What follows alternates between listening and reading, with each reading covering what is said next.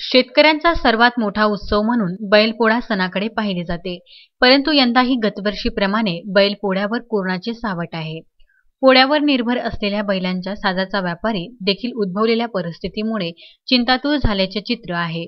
अशात व्यापारी वर्गाने बैलांच्या सजावटीचे साहित्य गावागावात जाऊन विकायला सुरुवात केली असली तरी बाजारात साहित्य विकणे आणि घेण्याची मजा काही वेगळीच असते।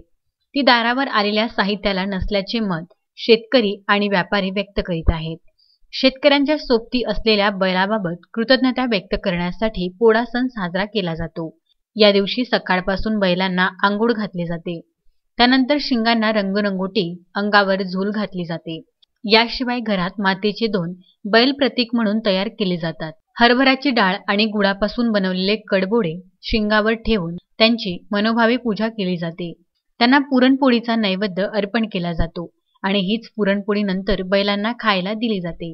बैलांची ढोल ताशाच्या गजरामध्ये मिरवणूक काढली जाते व सर्व बैल मारुतीच्या मंदिरासमोरच्या मैदानात आंब्याच्या डहाळ्या बांधलेल्या तोरणाखाली आणून उभे करून मानाचा गावपाटील पुरणपोळी करीत शिजवलेल्या बिनासाखर गुळाचा घाट लावतो। घाट लावून पूजन केल्यानंतर पोळा फुटतो। पूजन करताना काही स्थानिक बोलीत लयबद्ध कडवे गायन होतात, यात झाडणी असे म्हटले जाते। नंतर प्रथम आपल्या घरी आल्यावर घरधनीन ज्वारीचा तयार केलेला डोंबरा चारून पूजन करते। कोरोना महामारीने संपूर्ण शहरासह जिल्ह्यातील ग्रामीण भागालाही विळखा घातला आहे। दिवसाला वाढते रुग्ण आणि होणाऱ्या मृत्यूने देखील यंदा अनेक सणांवर विरजण टाकले। आता स्थिती नियंत्रणात असली तरी संभाव्य तिसऱ्या लाटेचा धोका पाहता सणांवरही निर्बंध कायम ठेवण्यात आले आहे।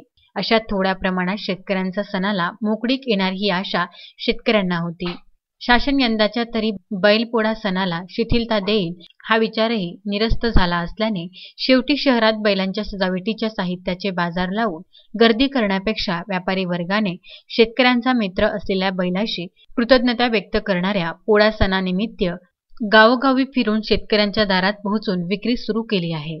पंकज साबूसह नितीन दुर्गुडे, विदर्भ न्यूज, पत्रोड।